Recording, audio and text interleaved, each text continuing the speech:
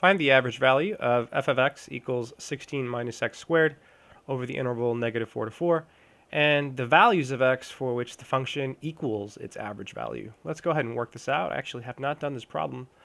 The formula we're going to use is the formula for the average value. So the average value is f of c, and it's equal to 1 over b minus a times the definite integral from a to b of f of x with respect to x. Okay, so this right-hand side or the left-hand side is the average value. So after we find this here, which is the average value, this whole piece here, this is the AVG value, then we'll have to find the values of x for which the function equals its average value. In other words, we'll have to find the values of c. These are the values of c guaranteed by the mean value theorem for integrals, so it's really the same question. So whenever someone asks you to find the values of c guaranteed by the mean value theorem, it's the same thing as asking the values of x for which the function equals its average value. So they're asking the same question in different ways. Okay, let's go ahead and find the average value. So in this case, a is -4 and b is 4. So this is 1 over 4 minus -4. And then we have the definite integral from -4 to 4, right, using the formula over here. And f of x is 16 minus x squared. Now it's two terms, and that's why I decided to put it in parentheses. Let me use a different color. I'm tired of blue. This is 1 over 8, right? 4 plus 4 is 8. There we go, purple. -4 to 4.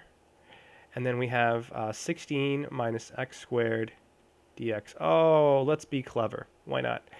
This is an even function, so we have the integral of an even function. So our integrand, right, this is called the integrand.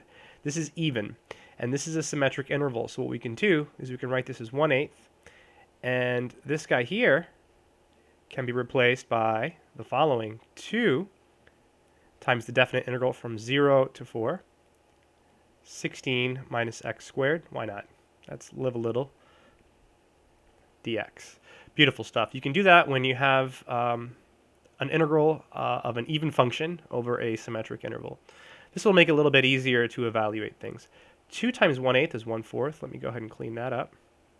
And then again, we have the definite integral from 0 to 4 of 16 minus x squared dx.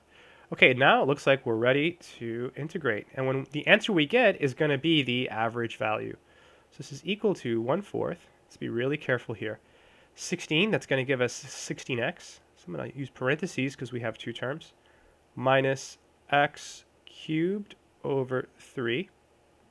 And we have a bracket or a line, and then 0 to 4.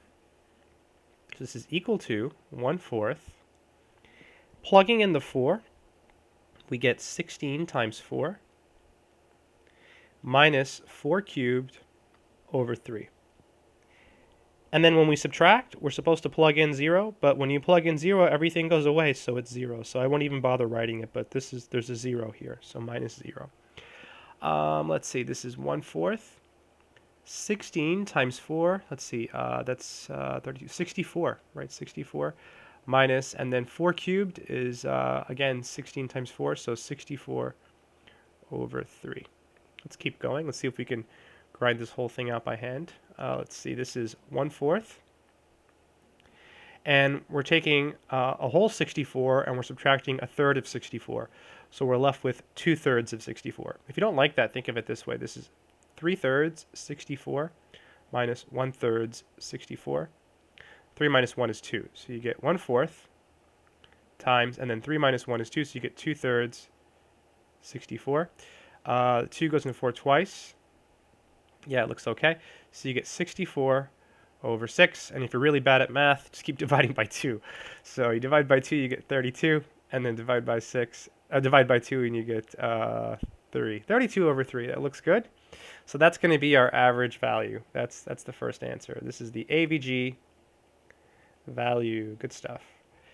And now you have to find the values of x for which the function equals its average value. Let's go back to yellow. All right, so our function was f of x equals, I believe, 16 minus x squared. Yep, that was it, I think. And we set this equal to 32 over 3. And we got to solve this equation for x. So subtract the 16, so minus x squared equals 32 over 3. minus 16. So we can think of this as 16 times 3 over 3. So we end up with, let's see, minus x squared equals 32 over 3 minus 16 times 3 is 48. So 48 over 3. 32 minus 48 is minus 16. So we get minus x squared equals minus 16 over 3. So x squared is 16 over 3. Taking the square root of both sides, we get a plus or minus. So we get x equals plus or minus. The square root of 16 is 4, and the square root of 3 is simply the square root of 3. So those should be both of our answers. And in decimal form, this one, or these are approximately plus or minus 2.3094, according to my calculator. So these are the values of x, roughly, for which the function equals its average value. And both of these guys certainly live inside the interval -4 to 4. So both of them are actually answers. So I hope that made sense. That was kind of rushed, but took a little longer than expected.